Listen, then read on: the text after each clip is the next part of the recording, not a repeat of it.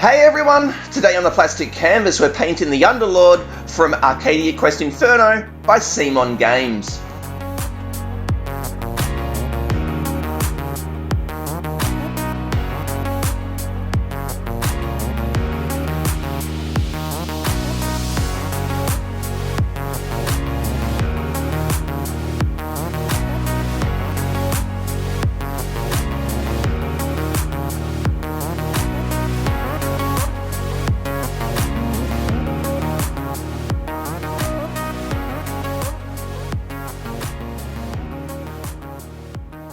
Hey everyone, Matt here from the Plastic Canvas and welcome to episode 4 of this Arcadia Quest Inferno painting series. And today we're painting the big baddie, the Underlord.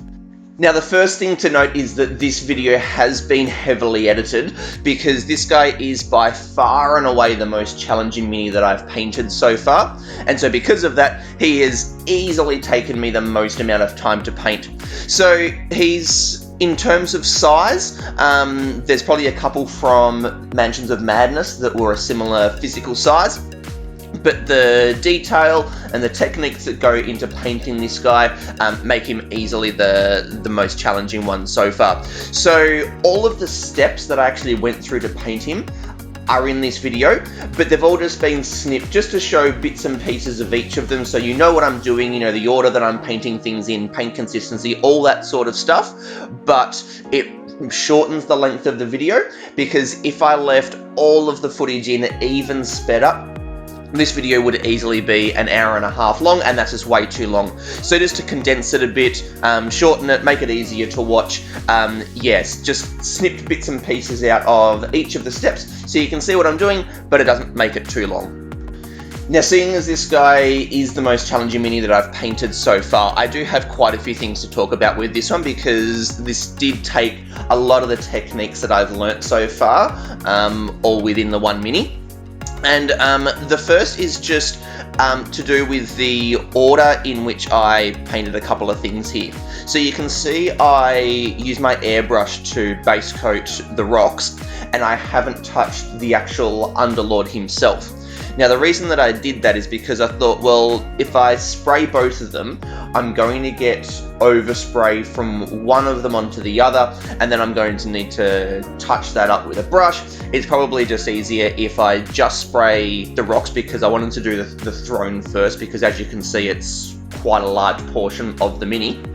So I thought if I just spray the rocks, then I can just come back and just paint by hand the rest of the Underlord. Now, what would have actually been better to do is to spray the Underlord first and then to spray the rocks and just not worry about that overspray on the Underlord, because I paint him by brush anyway, so if I then had to go back and touch parts up with the brush, I'm not actually losing anything there because I would have been doing that anyway. It's not really something that I thought about, so it's a bit of an oversight there. So it didn't actually have, in terms of the end product, it didn't actually have an impact. It was fine, but just in terms of time, it would have been better if I sprayed the Underlord first in the red, and then sprayed all of the rocks. And then when I go to paint the Underlord, just use a brush to cover up the parts that got the overspray on them, because I would have been using a brush anyway.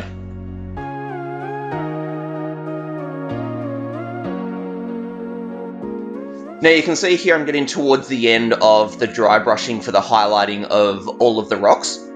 Now what I end up doing is, after I do the final stage of the highlighting, which is just with pure white on just the spots that would be getting the highest level of light, I then come back and put another black wash over the whole thing. The reason for that was because I was a bit heavy-handed with the dry brushing, and rather than just catching the most raised edges, I got into the recesses a little bit, and so the texture was lost a bit. The actual level of contrast that I got, I was really, really happy with, but yeah, I lost some of the texture. So I go back over with the black wash here, just in a second. Oh, not quite. So here I'm painting in the foundation for the lava effect that I do, which is similar to Ignis, which was a previous video in this series. But anyway, so I come back with the black wash, just to bring that texture of the rocks back out, and then more carefully come back with my dry brush again and just pick out really just the edges. So even though I needed to redo the highlighting, I think it actually ended up being an alright way to go about it. So I think it would be a way that it could actually highlight rocks. So just yeah, build that contrast up. Don't worry so much about the actual texture, but then throw that wash back over to bring all of that texture back out, and then very carefully highlight after that, just to bring that contrast back up.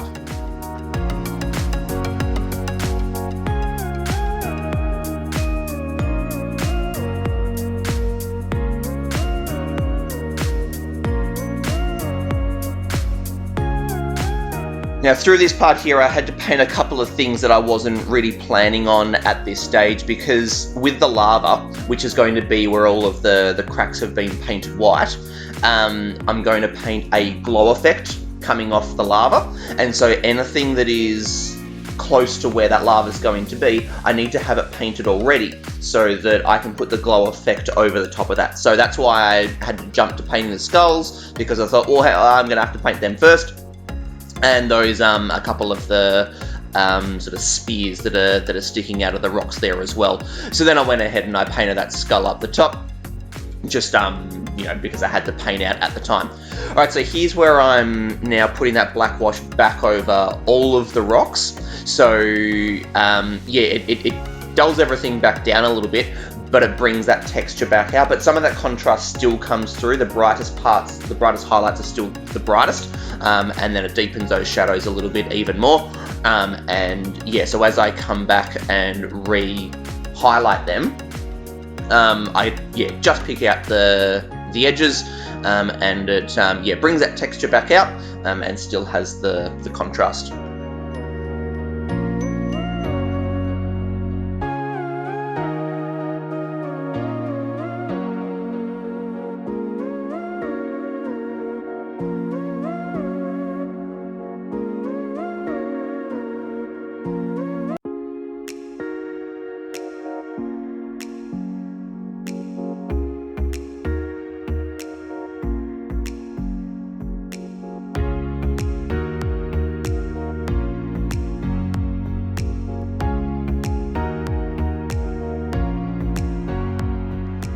Quick side note here, you can see that I've got my glove that I normally have on when I'm airbrushing. I've got that on while I'm just painting normally here. That's because early on, after I painted the purple on his cloak that's draped over the rocks there, I didn't wear it there, and I noticed that I was rubbing off some of the purple paint from the most raised edges. So I put my glove back on, because I did remember reading in a couple of different spots that people wore gloves to stop, whether it's like the oil in your hands or something like that, from rubbing the paint off. Once I started wearing the glove, I didn't rub the paint off at all. So yeah, anytime that I'm painting a bigger mini where I can't really put it on a mini holder, I'll be doing that. But yeah, I didn't, because the underside of this guy, it's not flat, it's hollowed out, but it follows the form of the steps and the rocks a little bit. So I couldn't actually get anything in there to hold it, and anything that I could, like with some cork or something like that with some blue tack on top, I couldn't get enough to stick to a solid surface for it to hold it. It just kept falling off, and I don't have anything to pin it with. So yeah, I just had to resort to holding it, which wasn't ideal, because you can see, like when I painted the red on the top of the handle there, I touched that a little bit and got a little bit on the robe, which is fine. I need to paint back over it anyway. But yeah, so ideally I would have been able to pin it and then hold it from the underside. Couldn't do that, but yeah, the glove at least stopped the paint rubbing off. Whereas my hand just alone would have done that.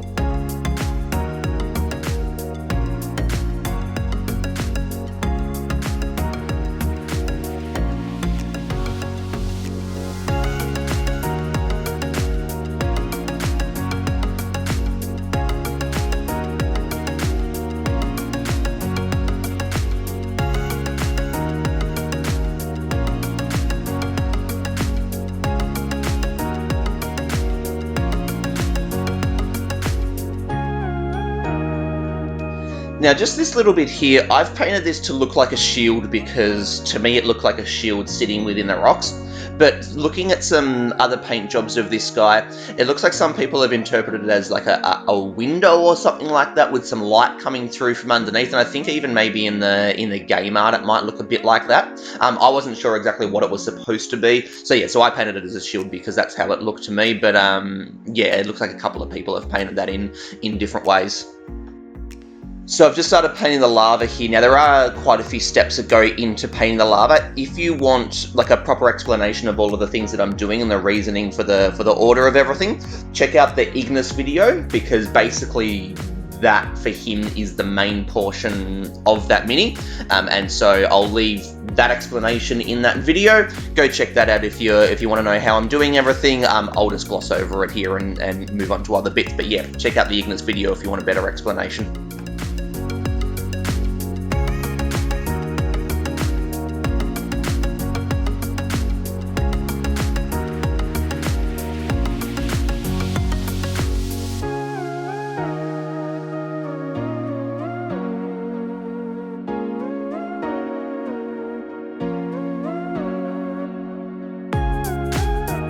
Alright, so this step here where I'm dry brushing in the glow from the lava is one of the sections that going into it, I wasn't exactly sure of the best way to do it, and looking back at it is one of the parts where it doesn't quite look right. And that's specifically the glow being painted onto the bones. On the rocks, not a problem, dry brushing worked fine. Picks up all the raised edges, it looks good there. But because the skulls are a smoother and more round surface, dry brushing didn't, I mean, it looks alright, it does the job, unless you look closely, you don't really pick up that it's just not quite right. But yeah, it didn't work as well as on the rocks. So I'm not really sure what would have been the best way to have gone about painting that glow on them, because the issue was that it gives a bit of a texture because obviously of from the bristles, and it really creates like a bit of a defined line between where the glow sort of stops and then where it's then just the bone color. And I was able to feather it out a little bit so it wasn't sort of too much of an issue. But yeah, it just didn't work as well, or doesn't look as good on the bones and the skulls as what it does on the rock. So if you have a better way that could have been done, I would love for that to be left in the comments down below, so that if I do this again next time, I could try a different way. But yeah, like I said, it did the job. It gives the overall look, and if you're just looking over the whole mini, it totally sells the look fine. But if you go and look more closely, you can see that it's just not quite right.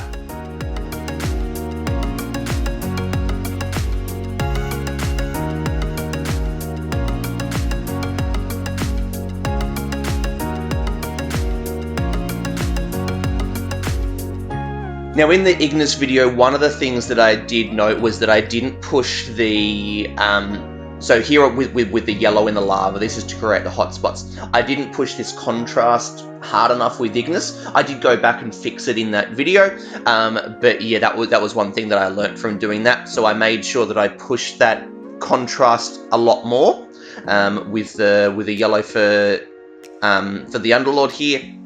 Because yeah, I really want that strong difference between the red, which is the coolest part of the lava, and the yellow, which is the hottest part. And again, like I keep on saying, I'm painting these minis to be sitting in the middle of the table, to be looked at by people sitting around the edge of the table, not holding the mini 2 or 3 inches in front of their face. And so those hot spots, because they're very, very small, need to come out from that meter or so away. So yeah, made sure I painted them nice and bright, so that from that distance, they can be seen. So like I mentioned earlier, here's where the time save would have been if I airbrushed this red on first, and then airbrushed the rocks. Because again, I mean, it's didn't have an impact in terms of how it looks in the end. I'm really, really happy with how it all came up. But yeah, it's just the one thing that would have been a time save is just spraying him first, because obviously I did paint all of that with the brush. So if all I had to do was just paint over the overspray, it would have been less time with the brush.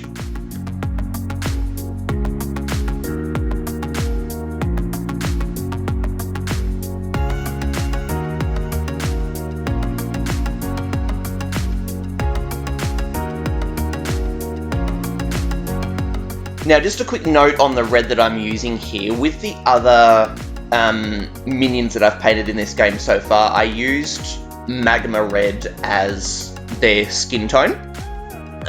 Now, I'm using Heraldic Red here for the Underlord skin tone because I wanted to use a mid-range red so that I had room to go down with the shading, but then also come up with the highlighting. So with the... it was the Demonesses, I think. They were the other ones that were red. I used Magma Red for them because there wasn't big areas to be highlighted. So I wanted to use a brighter red for them because there was going to be fairly minimal highlighting. And so I needed that bright skin tone to come through. With him though, there's sections that obviously get shaded, sections that get highlighted, but then there's that midpoint as well. So I've started in the middle, so I've got room to go down, and I've also got room to come up. And the reason why it's so important to be able to go down and up is because I do all of my highlighting and shading just by layering. I don't use any washes because I wanted as smooth a blends as possible, and because there's quite broad surfaces to highlight and shade, I thought using a wash would create too much of a defined line in all of the recesses that I'd then have to deal with to try and smooth out. And so yeah, so because it's all built up in layers, yeah, I needed to give myself that room to go down and to come back up as well.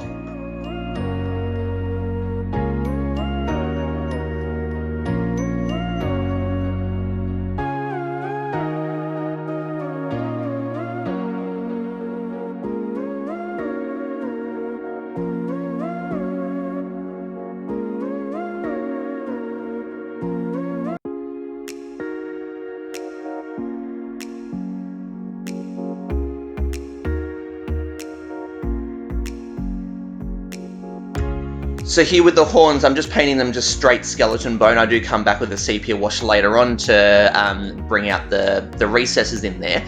I did think originally of doing some transitional tones in there, maybe starting with black from the tips, going through to brown, and then finishing with the skeleton bone. But I've done similar things like that in the past, just in different minis, and I've always had a bit of trouble highlighting them because you've got so many different tones going on there, and especially those transitional tones going from like the black to the brown or the brown to the bone. If you don't get that tone right, you lose the blend. And so yeah, I just left it with one color because I thought that would just be easier. But if you have a great way of highlighting and shading when you are transitioning from one color to another, like just sort of, wet blending, going from black to brown, something like that, I'd love to read that in the comments below, because that is definitely something that I've had trouble with in the past, and the reason why I didn't do it here.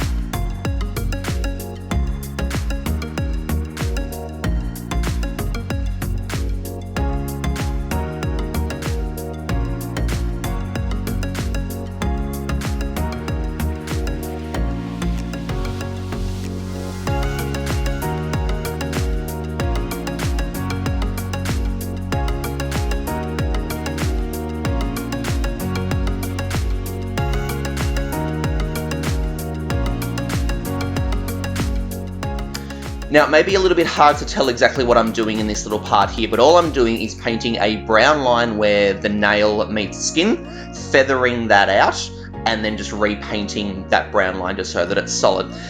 The idea there is that because if you look at a nail, it's not just nail and then just skin. There is that little bit of a line there where the joint is. So this step is just simply to replicate a little detail that actually happens, and it's a find. All those little things that you can add like that just really help to bring everything together, and no one may actually notice that that little detail is there, just painting that, that spot just where the nail meets the skin. But just those little things just help to bring everything together, adds just those extra little bits of detail, and just helps sell it all a little bit more. So yeah, even though no one may ever notice it, it's just a little detail that I wanted to add in. The reason why, the first place where I noticed it was when I was painting the deep one from Mansions. It's got like these flipper sort of hand things with webbing in between each of its sort of fingers, and so I painted that as skin tone, and then I did a Rikland flesh shade in there, and it pulled really nicely in where the webbing met the fingers, and it created that little bit of a brown line that then sort of faded out. And I really, really like that detail. And so yeah, when I've been painting nails that have been big enough since then, I've just been replicating that with just a bit of brown. Alright, so this is a spot that I really, really ummed and ahed about how to best go about doing the OSL here from the candles. At first I thought maybe I could just use my airbrush to paint, so say with the candle on top there, spray red from directly above, and then spray orange, just without spreading it quite as far, and then doing yellow just around the candle. And then obviously the other way that I thought of was dry brushing. That's the way that I went in the end, and I basically did that because it's all on rocks and things like that are quite textured. I thought dry brushing might work a little bit better for just catching those edges. I'm happy enough with how it looked in the end from a distance, but if you do look up close, it is a bit rough. It's not as good as what I would have liked it to have been, but it is my first go at it. I've never really done OSL before, so happy enough with the look from a distance. It looks like the glow's coming off the candle, but just a couple of things that I would have liked to have looked a little bit better.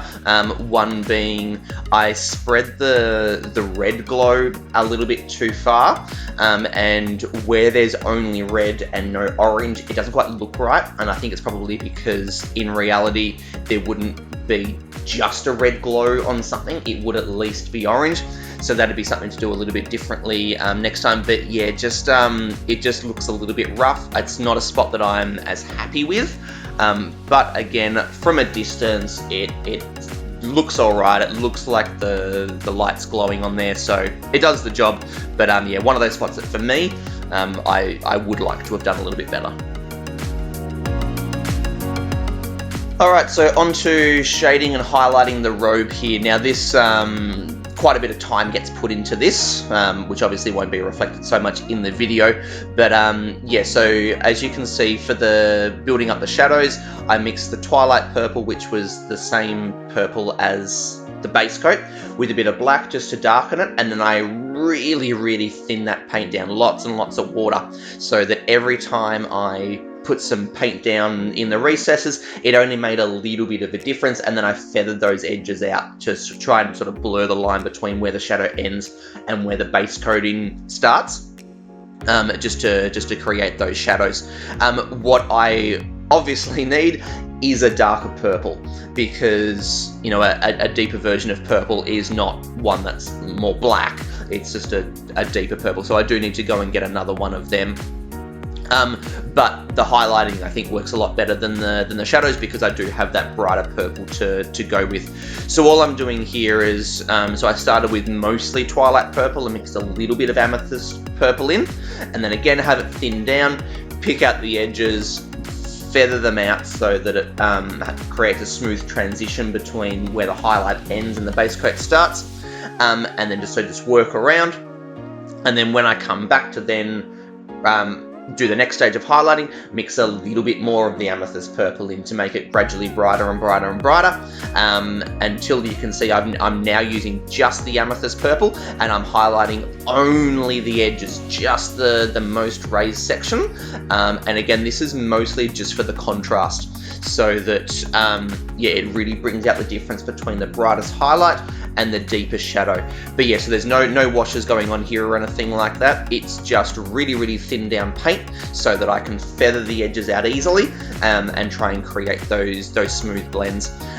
There obviously isn't a smooth blend between the edge highlighting that I did and everywhere else, but the idea there again is that when it's in the middle of the table, I want that contrast to really come through.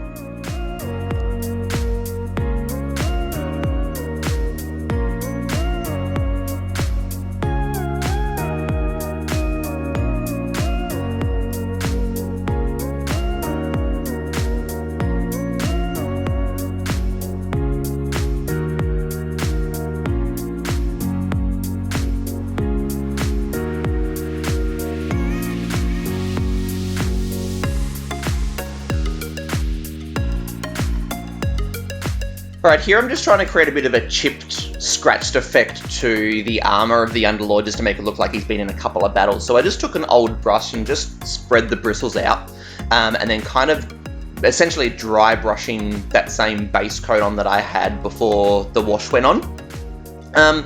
It worked okay, but the bristles kind of clumped a bit too much together, so I didn't really get separate thin lines that I was hoping for. So now I'm coming back with just the blade steel, and I'm trying to inconsistently highlight all of the edges. So I'm not doing a smooth line, I'm doing little sort of dots, kind of stippling, but not every dot like right next to each other, trying to leave little gaps, just so that it creates a bit of a rough looking edge, and then just doing little flicks here and there just to create little scratches. And yeah, this step here worked a lot better than when I used the last brush and just tried to spread the bristles, because yeah, it let me make those lines a little bit further apart, so whereas yeah, the other brush clumped together a bit.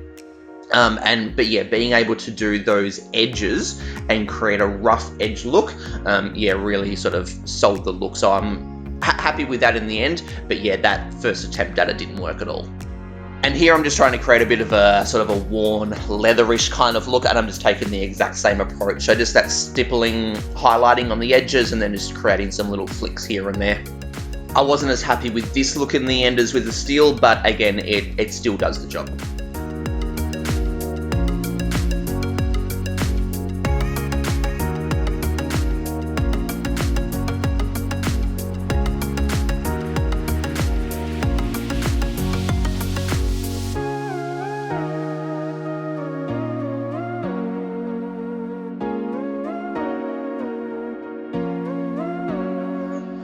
Alright, so here I'm just using the Typhus Corrosion to create a rust effect on the sword. I just kind of wanted to do something a little bit different with this rather than just painting it to look like steel. So earlier you would have seen I did Agrak's Earthshade first, just to kind of lay the base for the rust, and then now with this over the top. So all I'm doing is laying it down thick at the top where the blade meets the handle, the hilt, whatever it's called, and then just feathering it out from there, because if you actually look at rust, things aren't rusted consistently right the way across. There are spots that are more rusted than others, so I tried to create that by sort of feathering it out.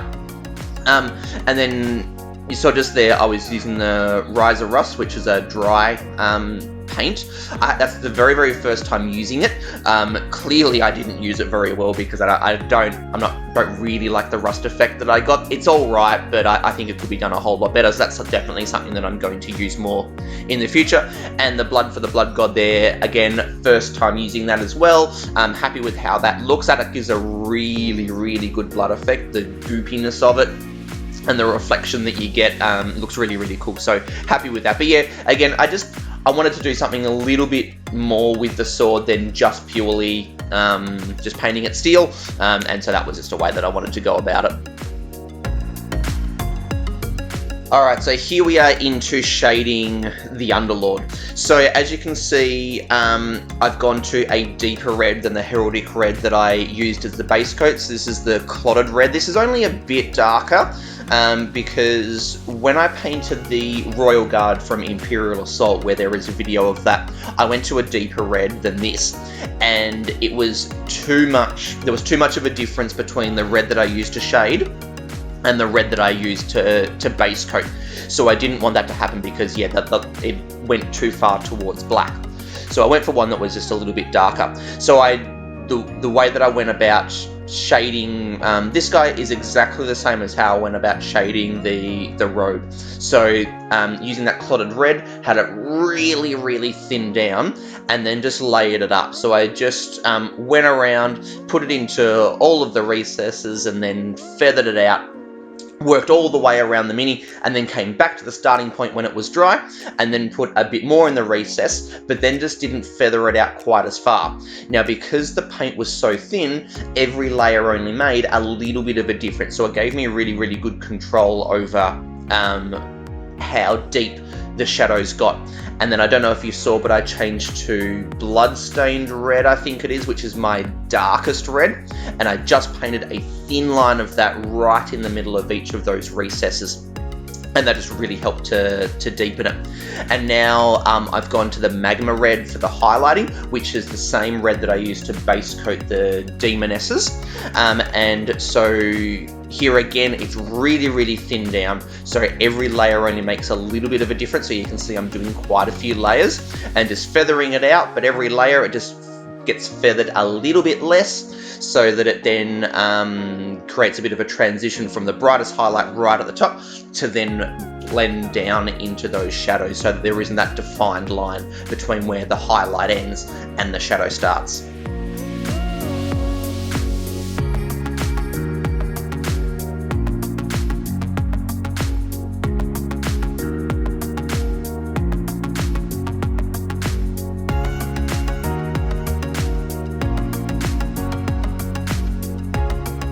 Alright, so with the last stage of the highlighting going on with a little bit of orange mixed in just to brighten it that little bit, the Underlord is finished.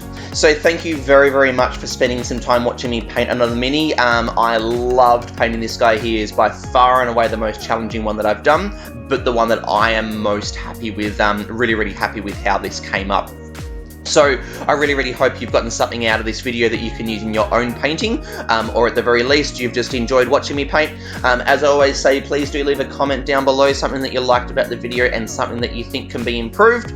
And also hit the like and subscribe buttons to stay up to date with these videos as they keep coming out, and of course other games as they come out as well. And if you haven't been past the Facebook, Twitter and Instagram accounts that I've set up for this channel, please stop by them. I do regularly post the images on them of things that I'm working on, so that you know what's going to be coming out in the near future. But with all that being said, this is Matt from the Plastic Canvas signing out. Happy painting, everyone. Cheers.